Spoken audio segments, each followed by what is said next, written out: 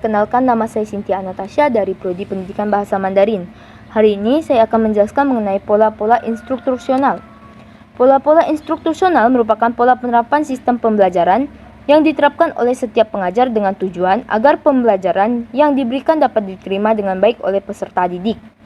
Nah, di sini dapat dijelaskan bahwa pola-pola instruktursional itu harus dibentuk menjadi sebuah struktur agar dalam proses pembelajaran dapat berjalan dengan lancar sesuai struktur yang telah ditetapkan. Lanjut, pola instruktursional tradisional.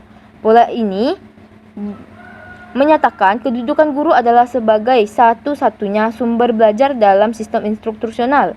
Pada pola ini, guru memegang kendali penuh dalam pembelajaran, baik dalam belajar maupun penilaian terhadap siswa.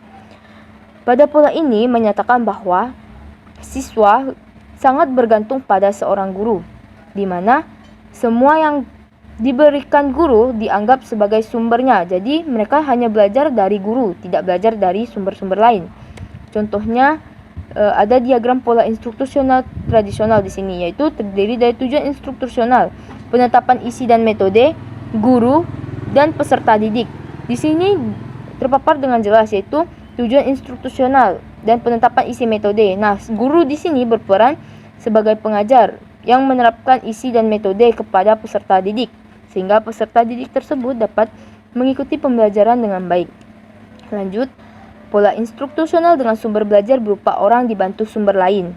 Pada dasarnya, kecenderungan standarisasi beranggapan bahwa adanya standar akan memberikan nilai ekonomis dan perbaikan pada kontrol dalam proses pembelajaran.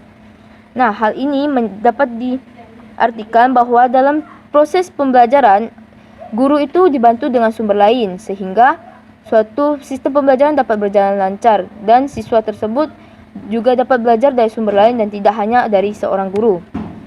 Diagram di sini dapat dilihat dengan jelas hampir sama, melainkan di bagian guru di sini berbeda dengan yang lain, yaitu guru di sini dibantu dengan sumber belajar. Lanjut, pola instruktursional dengan sumber belajar berupa pola orang atau guru bekerja sama dengan sumber belajar lain. Pada pola ini, lebih memperhatikan perkembangan sumber belajar dari perkembangan zaman, di mana sistem pendidikan secara efektif lebih menekankan proses pembelajaran melalui bantuan perangkat-perangkat yang ada. Nah, contoh ini dapat diambil dari sekarang.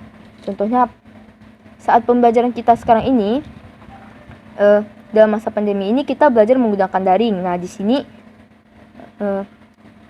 guru bekerja sama dengan sistem internet untuk memberikan pembelajaran kepada kita supaya lebih efektif. Lalu sistem pembelajaran ini juga dilaksanakan melalui jarak jauh atau secara virtual. Sumber belajar lain di sini dapat berupa video ataupun tatap maya. Diagram pola instruktursional dengan sumber belajar berupa guru bekerja sama dengan sumber lain dapat dilihat di PPT yang telah ditampilkan. Di sini yang berbeda adalah guru dengan alat dan audio visual dan guru media. Guru dengan alat dan audio visual, yaitu guru dibantu dengan adanya alat dan audio visual. Contohnya, guru dibantu dengan Android. Dalam Android memiliki aplikasi sistem pembelajaran yang dapat digunakan untuk melakukan sistem pembelajaran melalui tatap maya. Kalau guru sebagai media di sini, yaitu mengartikan guru memberikan pembelajaran melalui suatu media, yaitu berupa video yang telah terekam, dan tujuannya sama-sama mengarah kepada peserta didik. Lanjut, pola instruktursional dengan belajar mandiri. Pada pola ini terjadi peningkatan dan perkembangan dalam tuntunan profesional seorang guru, dan dalam pola ini juga terdapat peningkatan dalam lapangan kerja yang baru sehingga dapat menjamin hidup yang baik.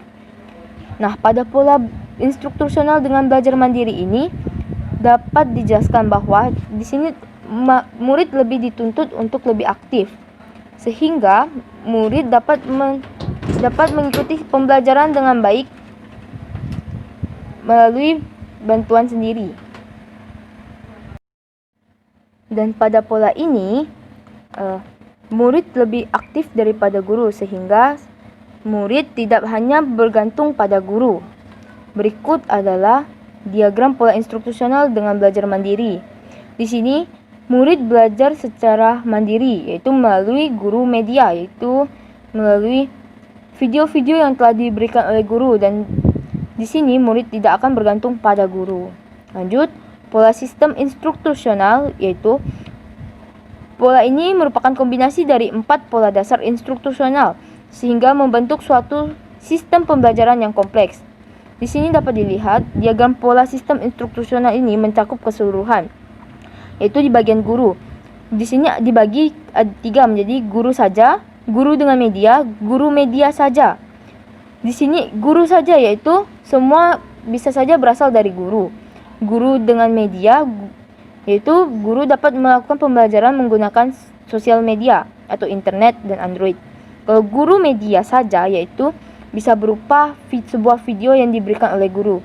Nah, dari diagram pola sistem instruktursional yang ini dapat diartikan bahwa sistem pembelajaran dapat dilakukan pada pola apapun. Selanjutnya adalah kualitas dan hasil pembelajaran. Kualitas pembelajaran sangat dipengaruhi oleh metode pembelajaran yang dilakukan, yaitu 1. Strategi pengorganisasian pembelajaran makro dan mikro. 2. Strategi penyampaian pembelajaran. 3. Strategi pengelolaan pembelajaran. Selanjutnya adalah hasil pembelajaran didapat dari semua efek yang dapat dijadikan sebagai indikator tentang nilai dari penggunaan suatu metode. Hasil pembelajaran dapat diklarifikasi menjadi 3, yaitu keefektifan, keefisiensi, dan daya tarik. Di sini keefektifan di sini berarti suatu kegiatan dapat berjalan sesuai jadwal yang telah ditentukan. Efisiensi yaitu suatu pembelajaran dapat dilakukan dengan baik sesuai dengan pengarahan yang ada. Lalu di sini juga diperlukan daya tarik mau dari guru maupun dari peserta, sehingga jika terdapat daya tarik dalam proses pembelajaran itu, maka siswa akan lebih aktif untuk mengembangkan potensi dirinya. Lanjut, media sumber belajar. Sumber belajar yang tertera dapat menjadi komponen sistem instruktursional dan dapat mempengaruhi pertumbuhan belajar peserta didik. Di sini terdiri dari 5, yaitu terdapat pesan di mana hal ini dapat diberikan atau diterima oleh peserta didik melalui bagian-bagian sistem pembelajaran. Terus orang di sini berperan yang memberikan pengajaran atau yang menerima pembelajaran. Bahan dan alat bisa berupa Android ataupun secara virtual lainnya. Teknik di sini sama seperti metode, digunakan untuk membantu siswa dan mencari solusi agar siswa dapat lebih mudah untuk mengikuti pembelajaran dengan baik. Yang terakhir adalah latar. Latar di sini sangat diperlukan karena mengapa?